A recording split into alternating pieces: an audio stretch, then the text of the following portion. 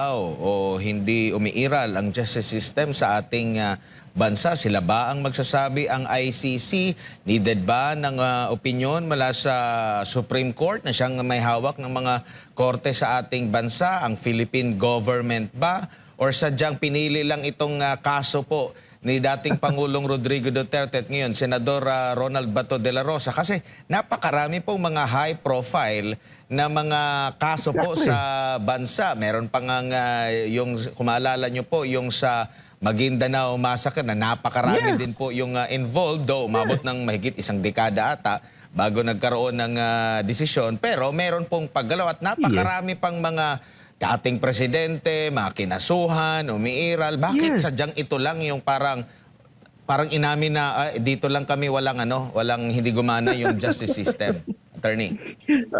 Actually, the narrative that they are playing talaga is so funny but hurting in a sense that, of course, the old man very much loved by the people because, as I said, the ordinary Filipino people felt na talaga meron tayong kakapi, meron tayong somebody who will stand with us and fight for us in case na inaapi tayo. And they want to get rid of that. And that I could not understand. No? So it is actually a political persecution. Dapat po sana hindi rin gamitin para for political persecution itong kaso at na-file sa ICC. And ICC should have seen that. No?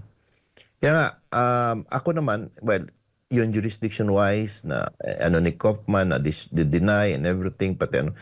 However, on the merits, I still would feel and I would still pray hard that the ICC will realize that this is clear political persecution.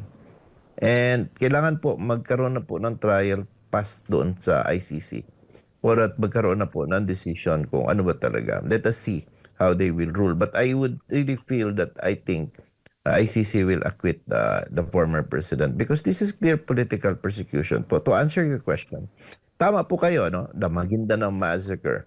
And ano pa, yung mga highest ranking officials natin na napaila ng kaso.